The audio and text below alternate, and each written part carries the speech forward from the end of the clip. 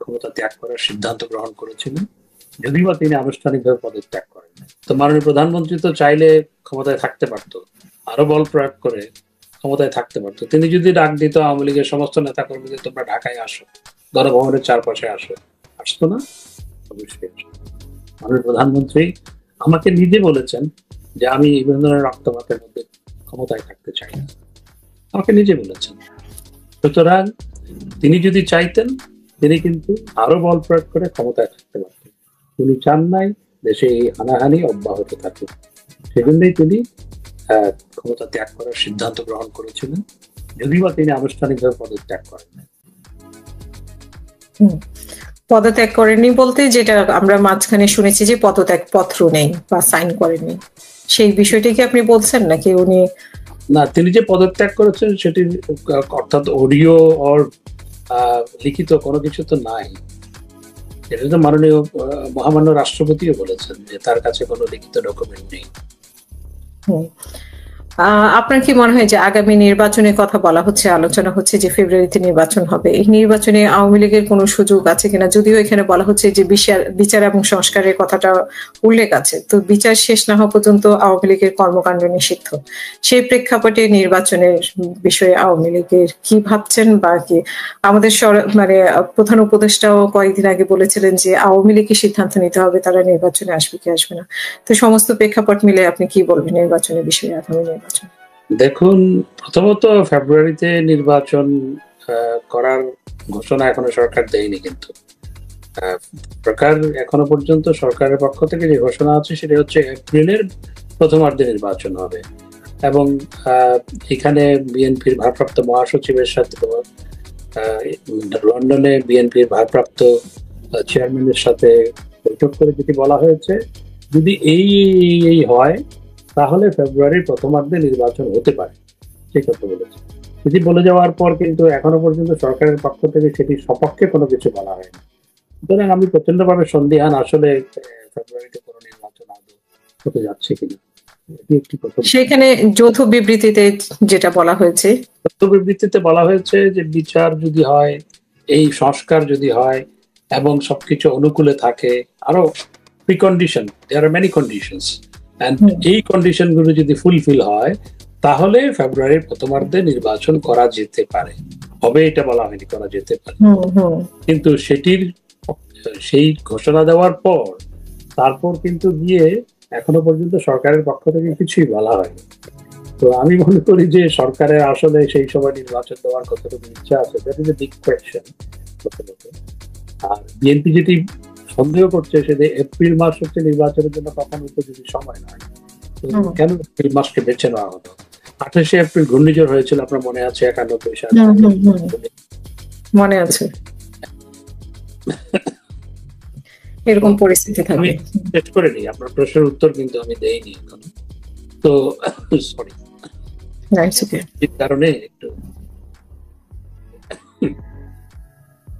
এখন এবং এই নির্বাচনে যদি নির্বাচন হয়, আওয়ামী লীগকে বাদ দিয়ে কোনো নির্বাচন হলে সেটিতে কখনো গ্রহণযোগ্য হবে না। যেই দলের পক্ষে প্রায় 50% মানুষ, যেই দলকে কোটি কোটি মানুষ যে দলকে সমর্থন করে, যেই দল দেশের স্বাধীনতা সংগ্রামের নেতৃত্ব দিয়েছে, সেটিকে বাদ দিয়ে যদি কোনো নির্বাচন হয়, সে নির্বাচন প্রথমত জাতীয় এবং আন্তর্জাতিকভাবে গ্রহণযোগ্য হবে না। দ্বিতীয়ত সেই নির্বাচনের মাধ্যমে কোনো সরকার গঠিত হলো সেটির স্থিতিশীলতা নিয়ে সবসময় প্রশ্ন থাকবে, দেশের স্থিতিশীলতা নিয়ে সবসময় প্রশ্ন থাকবে। সুতরাং তবে আজকের প্রেক্ষাপটে আওয়ামী লীগকে তো নির্বাচন অংশগ্রহণ করার কোনো সুযোগ নেই। আওয়ামী লীগের প্রতি যে পরিমাণ হোস্টাইল আচরণ, আওয়ামী লীগের কর্মকাণ্ড নিষিদ্ধ করা হয়েছে, আওয়ামী লীগকে যদি হাত পা বেঁধে বলা হয় পুকুরে ঝাঁপ দাও, তাহলে তো আওয়ামী লীগ সেই ক্ষেত্রে পুকুরে ঝাঁপ দিতে পারে না, সেটিও মাথায় রাখতে হবে। সুতরাং আমি মনে করি যে দেশে নির্বাচন হলে সব দলের অংশগ্রহণে একটি গ্রহণযোগ্য নির্বাচন হওয়া দরকার। আর সেটি করতে হলে পরে আজকের যে এই প্রশাসন, সে সবার জন্য সমান আচরণ করে। আজকে দেশ যে প্রশাসন চালাচ্ছে সেই প্রশাসনকে এখন সবাই সন্দেহের চোখে দেখছে। বিএনপি সন্দেহের চোখে দেখছে, আওয়ামী লীগের প্রতি তারা প্রচন্ড হোস্টাইল, আওয়ামী লীগকে তো তারা প্রতিপক্ষ ভাবছে এবং আওয়ামী লীগের কর্মকাণ্ড নিষিদ্ধ করেছে।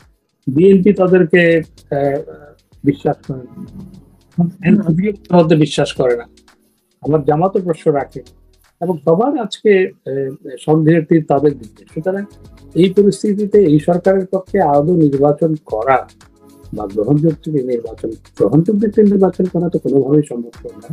আদৌ নির্বাচন করা কতটুকু সম্ভব সেটি আমি জানি। জাতিসংঘের আবাসিক প্রতিনিধি উনি যেটা বলেছেন, অংশগ্রহণমূলক বলতে ওনারা বোঝাচ্ছেন যে জনগণের অংশগ্রহণ, মানে সব দলের অংশগ্রহণ না। তিনি সেটি ঠিক সেভাবে বলেননি। এটি নিয়ে প্রচন্ড সমালোচনা হয়েছে, এবং উইদিন ইউএন অলসো তার এই বক্তব্যের জন্য, আমি যতদূর জানি, আমি যেহেতু দেশের পররাষ্ট্র ছিলাম, উইদিন ইউএন এই নিয়ে সমালোচনা হয়েছে, এরপরে তিনি চুপসে গেছেন। আরেকটি বিষয় যে এটা নিয়ে আওয়ামী লীগের নিষিদ্ধ নিয়ে প্রশ্ন উঠেছিল বা একটা আন্দোলন হয়েছিল, সেখানে আব্দুল হামিদের চলে যাওয়া, কিন্তু এই নিয়ে আব্দুল হামিদ চলে গিয়েছেন, এটা নিয়ে প্রচন্ড ক্ষোভ প্রকাশ হলো বিভিন্ন মহল থেকে। আবার উনি এবং ওই সূত্র ধরেই কিন্তু আন্দোলনটা হয়েছিল এবং আওয়ামী লীগের কর্মকাণ্ড নিষিদ্ধ করা হয়েছে। আবার কিন্তু আব্দুল হামিদ চলে আসলেন। তো এই বিষয়টাকে আপনি কিভাবে দেখছেন? জনাব আব্দুল হামিদ সাহেব, মহামান্য প্রাক্তন রাষ্ট্রপতি, তিনি কিন্তু চলে যাওয়ার জন্য যান। তিনি হাসপাতালে চিকিৎসাধীন ছিলেন। তিনি চিকিৎসা নেওয়ার জন্য ডাক্তারদের পরামর্শে তিনি চিকিৎসা নিতেই গিয়েছিলেন। তিনি পালিয়ে যাওয়ার জন্য যাননি। পালিয়ে যাওয়ার জন্য গেলে উনি এয়ারপোর্ট দিয়ে যেতেন না, এবং কারণ আব্দুল হামিদ সাহেবকে লুকিয়ে এয়ারপোর্ট দিয়ে নেওয়ার কোনো সুযোগ নেই। তো সুতরাং উনি কিন্তু চিকিৎসার জন্য যাচ্ছিলেন। কিন্তু সেটি নিয়ে যেভাবে একজন সাংবাদিক প্রশ্ন করার পর, আমার প্রশ্ন হচ্ছে, যারা যে সমস্ত সাংবাদিক এ নিয়ে আপনার পত্রপত্রিকায় লিখেছেন, তারা সেভাবে লিখলেন কেন? আর দ্বিতীয়ত, এই সাংবাদিকদের প্রশ্ন এবং লেখালেখির প্রেক্ষিতে স্বরাষ্ট্র উপদেষ্টা যেভাবে রিয়াকশন দিলেন, এটি তো অনভিপ্রেত। এখন আব্দুল হামিদ সাহেব প্রমাণ করেছেন যে তিনি আসলে পালিয়ে যাওয়ার জন্য জানি, তিনি চিকিৎসার জন্য গিয়েছিলেন এবং তিনি চিকিৎসা শেষ করে দেশে চলে এসেছেন। তো এই ধরনের আসলে কোন একটা হুজুগ তুলে দেওয়া এবং একজন মানুষ, ইনোসেন্ট মানুষকে প্রশ্নবিদ্ধ করা, এগুলো সমীচীন নয়। যেগুলো দেশে আজকে হচ্ছে, এটি আসলে আমাদের দেশের জন্য কখনো কাম্য নয়, আমাদের সমাজের জন্য কখনো কাম্য নয়। নিশ্চয়ই আপনি মনে করেন যে আজকে যে প্রতিটি মানুষ অস্বস্তির মধ্যে আছে, যন্ত্রণার মধ্যে আছে, অনিশ্চয়তার মধ্যে আছে, এটি আমাদের দেশের জন্য সবচেয়ে পালিয়ে যাওয়ার প্রসঙ্গে যেহেতু এসেছে, আপনার কাছে একটু প্রশ্ন করতে চাই যে আসলে পালিয়েও অনেকে গিয়েছেন, কেউ সীমান্ত দিকে গিয়েছেন, কেউ প্লেনে গিয়েছেন।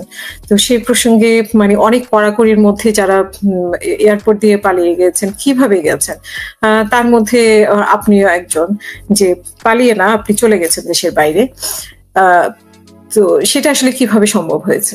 আমি কখনো এয়ারপোর্ট যাইনি। এই গল্পগুলো কিছু কিছু সাংবাদিক সাজিয়েছিল। আমি ঘটনাটা বলি। আমি আমার ওয়াইফের সাথে ফোনে কথা বলেছি। কথা বলার 5 মিনিটের মধ্যে সে টেলিভিশনে দেখছে আমাকে এয়ারপোর্টে গ্রেপ্তার করেছে। সে আমাকে ফের ফোন করলো, বলেছে তোমাকে নাকি এয়ারপোর্টে গ্রেপ্তার করেছে, তুমি আসলে ভালো আছো? আমি তো এয়ারপোর্টে যাইনি। আমি তো টেলিভিশন দেখছি না তখন, আমার ওখানে টেলিভিশন ছিল না, আমি যেখানে ছিলাম। তো বলেছে তুমি কি আসলে কি ভালো আছো? আমি এয়ারপোর্টে যাইনি, আমাকে গ্রেপ্তার করার প্রশ্ন আসবে কেন? এই যে কতগুলো আগের ফুটেজ দিয়ে এরকম একটা নিউজ করা, অর্বাচীনের মতো যে সমস্ত সাংবাদিক এগুলো করেছে, আজ পর্যন্ত আমাকে জবাব দিতে হয় এগুলো। আর আমি অত বোকা নয় যে আমি সেই পরিস্থিতিতে আপনার এয়ারপোর্টে যাব, যেখানে আমার ফোনেই আমি বন্ধ রেখেছিলাম। আমার সমস্ত ফোনগুলোই বন্ধ ছিল, এমনকি ফোন সেট আমার সাথে ছিল না। রেগুলার ফোন সেট সেগুলো আমার কাছে ছিল না, কারণ ফোন সেটের মাধ্যমে, ফোন বন্ধ থাকলেও ফোন সেটের মাধ্যমে আপনি কোথায় আছেন সেটা ট্র্যাক করতে পারে। সেই জন্য আমার ফোন সেটও আমার সাথে ছিল না। আর বলছে যেখানে আমি আমার ফোন সেট আমার সাথে রাখিনি, সেখানে আমি এয়ারপোর্ট কি জন্য যাব? এই যে গল্পগুলো বানানো, এক একটা গল্প আমাদের বিরুদ্ধে, নানা গল্প সাজিয়ে পত্রপত্রিকায় যেভাবে আমাদের চরিত্র হনন করা হয়েছে, আমি নিশ্চয়ই পরিস্থিতির পরিবর্তন হবে। এগুলোর তো আমি যদিও বা প্রত্যেকটিরই জবাব দিয়েছি, কিন্তু এইভাবে একজন রাজনীতিবিদের আপনার চরিত্র হনন হচ্ছে রাজনীতিবিদকে হত্যা করা, এবং যেভাবে এগুলো করা হয়েছে শুধু আমার বিরুদ্ধে নয়, অনেকের বিরুদ্ধে, বেশিরভাগের ক্ষেত্রে করা হচ্ছে, এটি আসলে সমীচীন নয়। এবং এই ক্ষেত্রে কিছু সাংবাদিক বাধ্য হয়ে এগুলো লিখতে বাধ্য হচ্ছে, আবার কেউ কেউ এগুলোকে আপনার গড্ডালিকা প্রবাহের গা ভাসিয়ে দিয়েও সেগুলো করছে। এটি সমীচীন নয়। এবং আমার এয়ারপোর্ট যাওয়া, সেটি বাংলাদেশের শীর্ষ আপনার টেলিভিশন চ্যানেলগুলো দেখিয়েছে, আমি পরে শুনেছি। আমি এখনো জুনায়েদ আহমেদ পলক এবং আপনি একসাথে, মানে উনি পরে অ্যারেস্ট হয়েছেন, আপনি হন নাই, এরকম ব্যাপারটা এসেছিল। আমি কখনো ওখানে যাইনি। 5 আগস্টের পরে আপনি দেশেই ছিলেন না দেশের বাইরে? দেশে ছিলেন। 1 সপ্তাহ দেশে ছিলেন? কয়েক সপ্তাহ। আচ্ছা, মানে কি আপনি সেপ্টেম্বরে এসে বাইরে, সেপ্টেম্বরে বা অক্টোবরের দিকে? আমি প্রায় মাসখানেক পরে দেশে বাইরে। আচ্ছা আচ্ছা, চরিত্র হনন মানে রাজনীতিকদের চরিত্র হনন এভাবে করা হয় যেটা আপনি বলছিলেন। আপনি আপনার নিজস্ব বক্তব্যে অনেক ক্ষেত্রেই বলেছিলেন যে তারেক রহমান পলাতক, তারপরে খালেদা জিয়াকে নিয়েও বিভিন্ন কথা বলতেন। তো সেটা কি আপনি কিভাবে মানে বলবেন? এখন আপনি নিজেও তো দেশের বাইরে আছেন। দেখুন, আমাদের একটা পার্টি লাইন আপ ছিল। আমি যেহেতু প্রচার সম্পাদক ছিলাম এবং আমি যেহেতু তথ্য সম্প্রচার মন্ত্রী ছিলাম, আমি পার্টির বিকল্প মুখপাত্র হিসেবে কাজ করতাম। আমাকে তো পার্টি লাইন আপে কথা বলতে হতো। শুধু আমি এইটুকু বললাম যে পার্টি লাইন আপে আমাকে কথা বলতে হবে। পার্টির একটা লাইন আপ থাকে, কি বলতে হবে এবং কখন কোনটা বলতে হবে, সেটা একটা লাইন আপ থাকে, একটা ইনস্ট্রাকশন থাকে। তাই আমাকে সেই লাইনে সবসময়, এখনো মির্জা ফখরুল ইসলাম আলমগীর সাহেব তো পার্টি লাইন আপের বাইরেতে গিয়ে উনি কিছু বলতে পারেন। আর অন্যরা যারা কথা বলেন বিএনপির পক্ষে, পার্টি লাইন আপের বাইরে গিয়ে কোনো কিছু বলতে পারেন না। আপনাকে মনে হয় যে আসলে এগুলো রাজনৈতিক যে কালচারটা চলছে এটা একটা ভুল, মানে এভাবে বলা নিজেদেরও তো সেরকম পরিস্থিতি হয়? আমি মনে করি যে দেশে একটা আমাদের যে রাজনৈতিক কালচার, এটির পরিবর্তন হওয়া দরকার। এবং এখন যে রাজনৈতিক কালচার, আপনি আওয়ামী লীগ করলে বিএনপির বিয়ে অনুষ্ঠান, মেজবান অনুষ্ঠানে যেতে পারবেন না। আপনি আওয়ামী লীগ করলে বা বিএনপি করলে আপনি আওয়ামী লীগের সাথে মিশতে পারবেন না। এটি তো হওয়া অনুচিত। আমরা সবাই রাজনীতি করব, একে অপরের বিরুদ্ধে কথা বলবো, একে অপরের বিরুদ্ধে যুক্তিতর্ক দিয়ে কথা বলবো। দিন শেষে আমরা সামাজিক জীব, আমরা সমাজবদ্ধ হয়ে থাকবো, এটি হওয়া উচিত। আপনার কি মনে হয় যে এরকম মানে তারেক রহমান, খালেদা জিয়া সম্পর্কে আপনার অতিরিক্ত বলা হয়ে গেছিল যেগুলো এখন? দেখুন, এই প্রসঙ্গে এখন যেতে চাই না। আমি যেটা মনে করি যে আমাদের এমন ভাবে দেশের রাজনীতিটা হওয়া প্রয়োজন, সেটি হচ্ছে আমরা একে অপরের সমালোচনা করব, কিন্তু দিন শেষে আমরা একে অপরের সাথে আমাদের উঠা বসা থাকবে, চা খাবো। এটি হওয়া উচিত। এটি ছিল আগে রাজনীতিতে, যেটি রাজনীতি থেকে হারিয়ে, সেটি আমি মনে করি যে আবার রাজনীতিতে ফিরিয়ে আনা প্রয়োজন। আপনাকে একটা বিয়ের অনুষ্ঠানে দেখা গেছে, কিন্তু সেই অনুষ্ঠান দেখে নেতাকর্মী, যেহেতু আওয়ামী লীগের নেতাকর্মীরা আমাদের মানে অতিথি হয়ে আসতেন সব সময়, তাদের সাথে আমাদের একটা কানেকশন, আমি যদিও এটা অনেকেই ভালোভাবে নেয় না এখন আর, তারপরেও আমাদের সাথে কানেকশন আছে। তো তারা একটা ক্ষোভ প্রকাশ করেছে। তো সেই ক্ষোভটাকে আপনি কিভাবে, যে তারা মনে করে যে আপনারা অনেক ভালো আছেন দেশের বাইরে, আনন্দ ফুর্তি করছেন, কিন্তু তারা কষ্ট আছে, তারা খেতে পাচ্ছে না, তারা চলাফেরা করতে পারছে না, তারা মামলা যারা খেয়েছে তারা মামলা সামলাতে পারছে না, এরকম অনেক দূর অবস্থা। তো সেই অবস্থাটাকে আপনি কিভাবে বর্ণনা করবেন? আমাদের নেতাকর্মীরা অবশ্যই অবর্ণনীয় দুর্দশার মধ্যে আছে। আমরা নেতাকর্মীদের নিয়মিত খোঁজ খবর নেই। আর খোঁজ খবর নেওয়াটা তো সবাইকে বলে বা টেলিভিশনে বিজ্ঞাপন দিয়ে বা পত্রিকায় বা সামাজিক যোগাযোগ মাধ্যমে প্রচার করে তো খোঁজ খবর নিতে হয় না। খোঁজ খবর আমরা সবসময় নিয়েছি। আমাদের কাছে আমার পরিবারের চেয়েও আমাদের নেতাকর্মীরা হচ্ছে আমাদের মূল পরিবার। আমরা যারা রাজনীতি করি, আমরা যারা তৃণমূল থেকে রাজনীতি করে এসেছি, পিছনের সারির কর্মী থেকে শুরু করে তারপর আজকে রাজনীতির এই পর্যায়ে এসেছি, আমাদের কাছে দলটাই পরিবার। নিজের পরিবারের চেয়েও দলটাই হচ্ছে মুখ্য আমাদের কাছে সবসময়। এবং এটি আমার পরিবারও জানে। আমার ছেলে মেয়েরা আমাকে কখনো, তারা আজকে 24 বছর বয়স হয়েছে বড় সন্তানের, তারা আমাকে কখনো পায়নি। সুতরাং আপনি যে বিয়ের অনুষ্ঠানের কথা বলছেন, সেটি আমাদের দলের দলের সাধারণ সম্পাদকের ছেলের বিয়ে। ছেলের বিয়ে, সেখানে প্রায় 1000 দলের নেতাকর্মী গেছে, দলের 1000 নেতাকর্মী গেছে। আমি প্রথমে বিয়ের অনুষ্ঠানে যেতে চাইনি। আমি বললাম যে বিয়ের অনুষ্ঠানে গেলে ছবি তুলবে, মানুষ ছবি তুলে সেটা আপলোড করবে, নানা জনে নানা মন্তব্য করবে, আমি যেতে চাইনি। ফারুক ভাই অর্থাৎ আমাদের দলের সাধারণ সম্পাদক, তিনি আমাকে বহুবার ফোন করেছেন।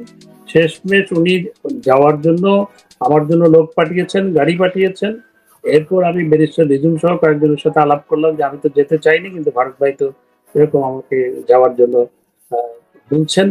তখন বললো যে সবাই যাচ্ছে, লন্ডনে যারা আছে সবাই যাচ্ছে। এবং আমি তারপর গেছি, এবং আমি মনে করি সেটি একটি দলের কর্মীদের মিলন মেলা ছিল। এবং সেখানে গিয়ে আমি যেটা দেখেছি, যারা সেখানে যায়নি তারা তো জানে না, আমি বাংলাদেশ মন্ত্রী থাকাকালীন কোনো বিয়ের অনুষ্ঠানে গেলে যেভাবে দাঁড়াতে পারতাম না, ছবি তোলার জন্য যেভাবে চারপাশে ঘিরে ধরতো, আমি সেখানে কয়েক ঘন্টা ছিলাম, প্রতিটা মুহূর্ত তাই ছিল। কমপক্ষে 600-700 মানুষ আমার সাথে ছবি তুলেছে।